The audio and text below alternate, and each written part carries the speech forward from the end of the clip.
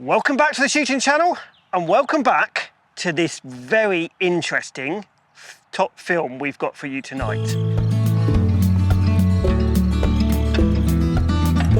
We are with Tom Skinner from Chiltern Sporting, and he's going to take me to show you how you can produce the best meat that you can get, and you can't get it in very many supermarkets at the moment. So, yes, he's going to take me stalking. Nice to see you, David. Nice to see you, and thank you for this opportunity. You're very welcome. So, tell us a little bit about how this goes from field to in somebody's freezer like this. Because this is the best meat you could probably eat. Yeah, it is. I mean, it's very lean, very high in protein. There's no abattoirs or transportation involved, so it's actually quite an ethical meat. I think it's very undervalued. A lot of people think that it's like a luxury item, yeah. But actually I think we can prepare it and produce it at quite a cost-effective rate compared to, you know, beef or lamb or something like that.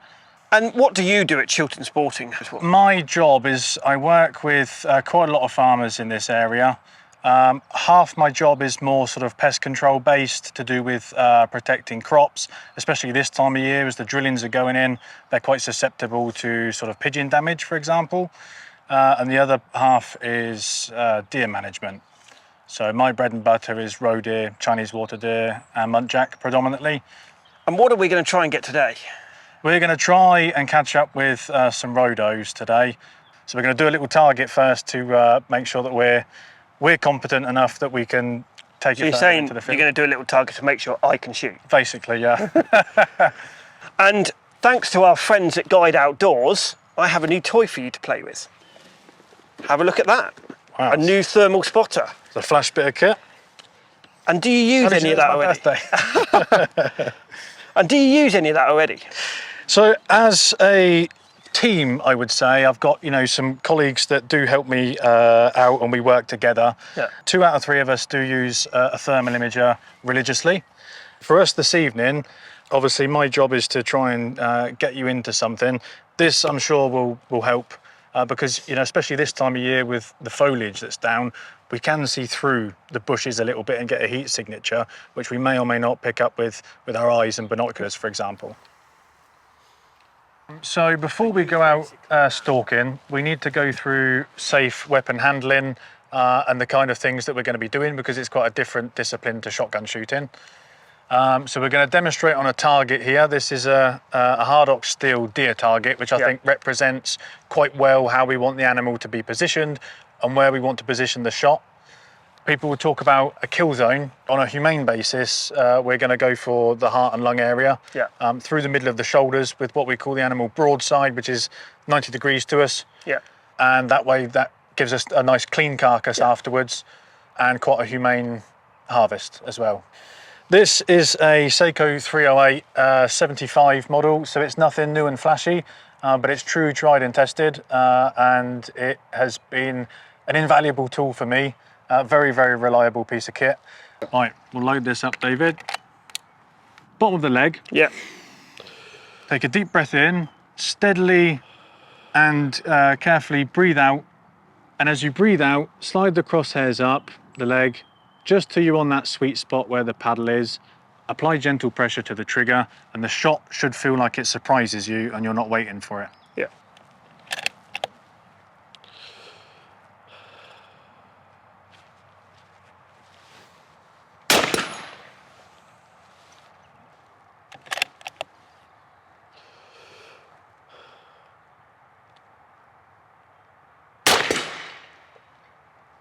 Good man.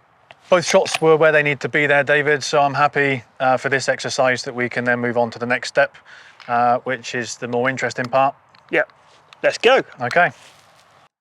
When I was getting into this and learning the trade, so to speak, they didn't really exist for civilians. And then I started to see the sort of first generations of night vision coming through, which would be used more for like pest control, for like maybe fox shooting and things like that. As the years have gone by, these have become incredibly popular. It's easy to see why, because they give you an edge that you just don't have with your eyes. You know, be it being able to spot heat source through part of a woodland, which you wouldn't necessarily pick up in your eyes or your binoculars. For me, two points really stick out. Safety if you're shooting around where there's a lot of public access, so that you can see where there are people if they're not on the footpaths and they're straying. It gives you an extra layer of safety there to operate around that.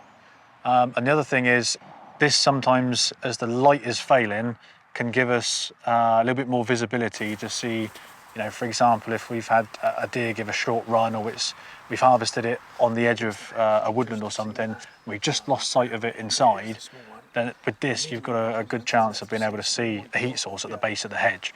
They're the two main reasons I would probably say that people use these, and they are very good bits of kit. So here's a good example of this spot, David. That road here that's on the hedge in the neighbour's field there. I can see it with this. Well, I can't see it with this.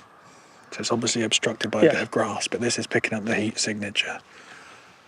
So that gives us a little edge there. They're quite peaceful and they're heading away from us anyway, so I think we can creep around there quite easily. And we'll just keep tabs on them, because as they make it to the hedge, they may well come up that hedge or cross over into the next field. And if they cross over into the next field, we've got a gap we can get round and maybe get an angle there. But the two that I could see down there were bucks. You could see 3 with this, but I couldn't see the third one. So hopefully we can get some better eyes on it.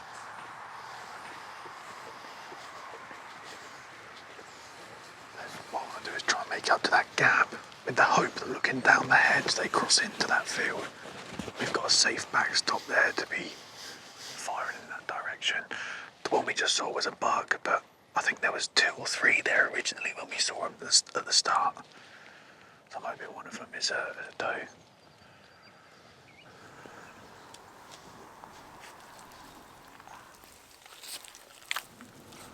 There's one right, literally right in the corner. That might be the barn owl on the fence post.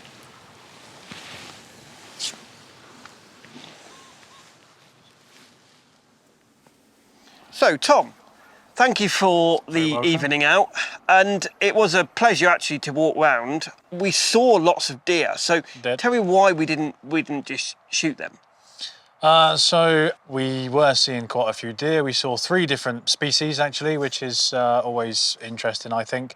But you had the limitations of the boundaries of the properties. Part of the reason we refer to it as like sporting, because there is an element of competition between your wits and wild animals' wits, and you don't always win. Sometimes you do, sometimes they do, and on this occasion they managed to give us the slip. And we weren't blessed with the weather.